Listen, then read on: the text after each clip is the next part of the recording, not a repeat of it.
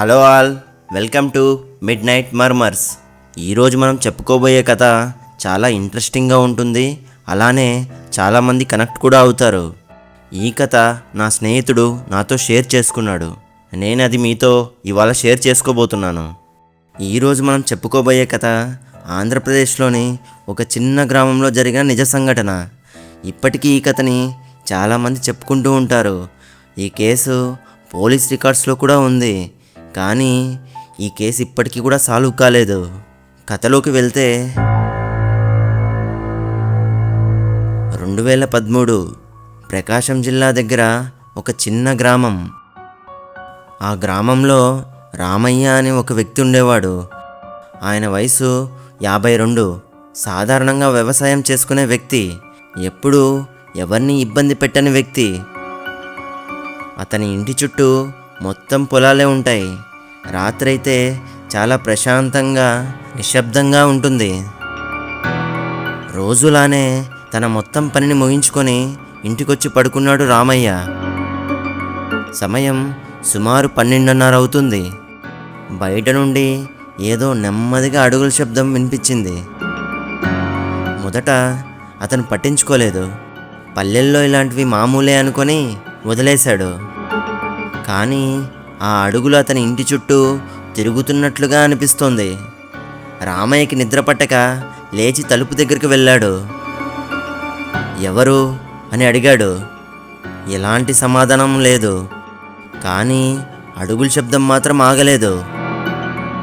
అది ఒక వ్యక్తి కాదు, చాలామంది నడుస్తున్నట్లుగా అనిపిస్తోంది. ధైర్యం చేసి తలుపులు తెరిచాడు. కానీ బయట ఎవ్వరూ లేరు. నేలపై మాత్రం తడి మట్టితో స్పష్టంగా అడుగుముద్రలు ఉన్నాయి.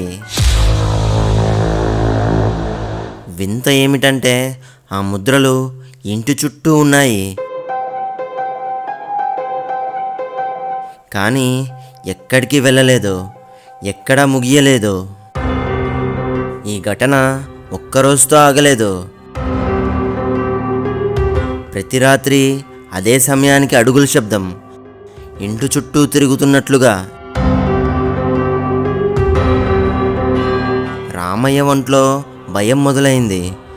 ఇదే విషయాన్ని తన తోటి స్నేహితులు గ్రామస్తులకు చెప్పాడు.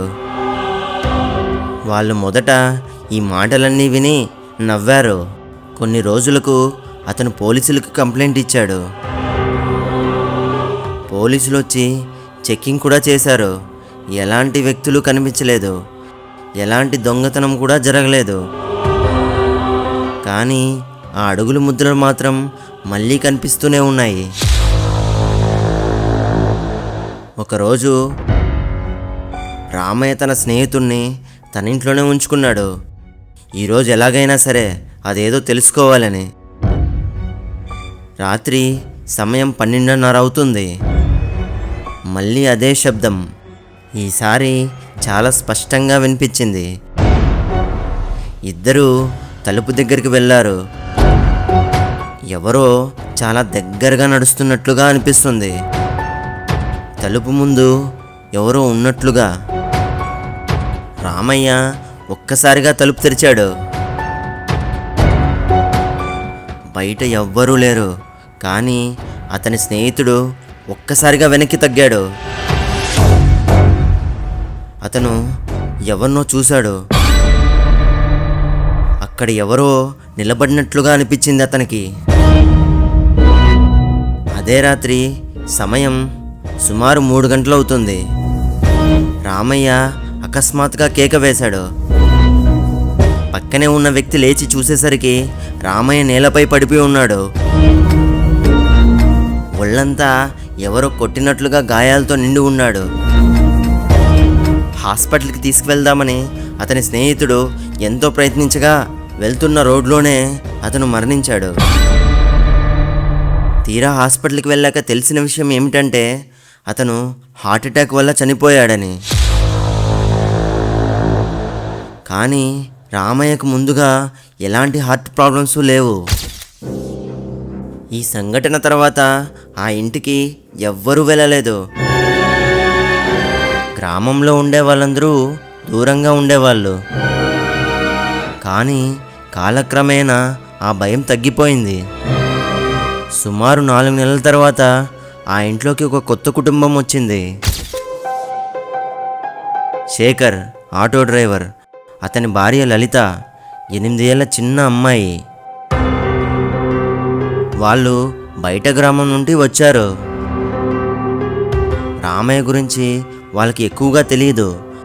గ్రామస్తులు చెప్పినా శేఖర్ పెద్దగా పట్టించుకోలేదు. ఇవన్నీ పాత కథలు, ఏమి ఉండవులే అనేసి వదిలేశాడు. మొదటి 2 రోజులు ఎలాంటి శబ్దము లేదు, అన్నీ నార్మల్గానే ఉన్నాయి. లలిత కూడా ఇది చాలా మంచి ఇల్లండి, అందరూ మనల్ని ఊరికేనే భయపెడుతున్నారు అని చెప్పింది. 3వ రోజు రాత్రి సుమారు 12 గంటలవుతుంది. లలితకి నిద్రలోనే ఒక శబ్దం వినిపించింది, చిప్ చిప్ అని. ఆమె కళ్ళు తెరిచింది. శబ్దం చాలా దూరంగా ఉంది. ఆమె మళ్ళీ పడుకునేసింది. మరుసటి రోజు ఉదయం వాళ్ళ పాప అమ్మతో భయపడుతూ ఇలా చెప్పింది, అమ్మా, నిన్న రాత్రి బయట ఎవరో నడుస్తున్నారు. లలిత నవ్వి ఇదంతా కల అని అంటది. కానీ పాప సీరియస్గా లేదమ్మా, వాళ్ళు చాలామంది ఉన్నారు అని అంటది. అమ్మ సీరియస్గా చూసి ఫస్ట్ వెళ్ళి చదువుకో, ఈ మాటలకేం తక్కువ లేదు అని చెప్పి అరుస్తుంది. రాత్రి ముగ్గురు నిద్రపోతున్నారు. సమయం సుమారు 12:30. మళ్ళీ అదే శబ్దం, అడుగులు. ఈసారి చాలా స్పష్టంగా ఇంటి ముందే నడుస్తున్నట్లుగా, కిటికీ దగ్గరగా నడుస్తున్నట్లుగా వినిపించింది. లలిత సడన్గా లేచింది. శేఖర్ని నిద్రలేపింది. శేఖర్ నిద్రలేచి ధైర్యంగా తలుపు దగ్గరకు వెళ్ళాడు. ఎవరు అని గట్టిగా అడిగాడు.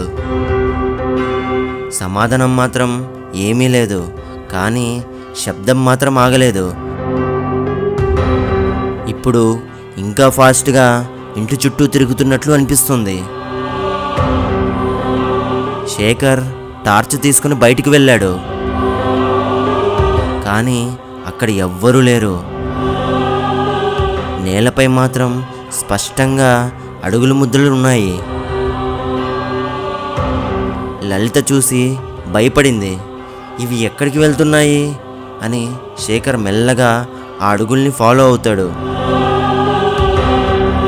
అవి మాత్రం ఇంటి చుట్టూనే తిరుగుతున్నాయి, ఎక్కడికి వెళ్ళడం లేదు. ఆ రోజు నుండి ప్రతిరోజు రాత్రి అదే సమయానికి అడుగుల శబ్దం రావడం, కొత్తగా ఇంటి వెనుక తలుపు దగ్గర ఎవరో తడుతున్నట్లుగా అనిపించడం, ఇలా జరుగుతూ ఉండేది. ఒకరోజు పాప వాళ్ళమ్మతో ఇలా చెప్పింది, అమ్మా, వాళ్ళు బయటే ఉన్నారు. లలిత చిరాగ్గా ఎవరు అని అడిగింది. పాప కిటికీ వైపు చూపిస్తూ, చూడమ్మా, వాళ్ళు తిరుగుతున్నారు అని అనింది. లలిత కిటికీ వైపు భయంగా చూస్తుంది. కానీ అక్కడ ఎవ్వరూ కనపడరు. లలితకు ఇవన్నీ జరగడం వల్ల నిద్ర రావడం తగ్గింది.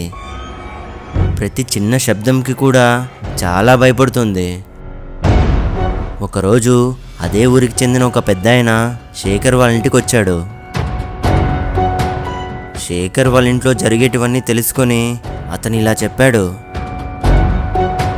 రాత్రి 12 గంటల తర్వాత ఎలాంటి శబ్దం వచ్చినా బయటికి మాత్రం రాకండి. ఇది విన్న శేఖర్ ఈసారి మాత్రం నవ్వలేదు. ఒకరోజు రాత్రి శబ్దం చాలా ఎక్కువగా వినిపించింది. అడుగులు పరుగులు తీస్తున్నట్లుగా, ఇంటి చుట్టూ వేగంగా తిరుగుతున్నట్లుగా. ఇవన్నీ చూసి లలిత చాలా భయపడింది. పాప ఏడవడం మొదలుపెట్టింది. తలుపు దగ్గర ఒక అడుగు శబ్దం. అందరూ సైలెంట్ అయిపోయారు. శబ్దం ఆగిపోయింది. లలిత మెల్లగా శేఖర్తో ఎవరో బయట నిలబడి ఉన్నట్లు అనిపిస్తుందండి అని అనింది. శేఖర్ భయంతో ఒక్కసారిగా తలుపు తెరిచాడు. బయట ఎవ్వరూ లేరు, కానీ మట్టి మీద తాజా అడుగులు ముద్రలు. తలుపు ముందు వరకు వచ్చి ఆగిపోయాయి. ఇదంతా చూసిన శేఖర్ కుటుంబం ఒక నిర్ణయం తీసుకున్నారు. మనం ఈ ఇంట్లో ఉండలేం అని చెప్పి వాళ్ళు ఆ ఇల్లు వదిలి వెళ్ళిపోయారు. కొన్ని వారాల తర్వాత ఒక వ్యక్తి ఆ ఇంటి దగ్గరలో వెళ్తున్నాడు. రాత్రి సుమారు 12 గంటలు దాటింది. అతనికి స్పష్టంగా అడుగుల శబ్దం వినిపించింది. అతను ఆగి ఆ శబ్దాన్ని విన్నాడు. ఆ శబ్దం ఇంటి చుట్టూ తిరుగుతోంది, కానీ ఆ ఇంట్లో ఇప్పుడు ఎవ్వరూ లేరు. ఆ ఇంట్లో ఎవరూ ఉండకపోయినా ఆ అడుగులు మాత్రం ఇంకా ఆగలేదు. కొన్ని శబ్దాలు ఎక్కడి నుంచి వస్తాయో మనకి అర్థం కాకపోవచ్చు, కానీ అవి నిజంగానే ఉంటాయి. ఈ కేసు ఇప్పటికి కూడా క్లియర్ కాలేదు. మీ జీవితంలో కూడా ఇలాంటివి ఏవైనా విన్నారా లేదా అనుభవం చెందారా? కామెంట్ సెక్షన్లో కామెంట్ చేసి చెప్పండి. ఈ కథ మీకు నచ్చిందనుకుంటున్నాను. మరిన్ని ఇంట్రెస్టింగ్ హర్రర్ స్టోరీస్తో మీ ముందుకు వస్తాను. అంతవరకు stay tune to midnight murmurs. Thank you.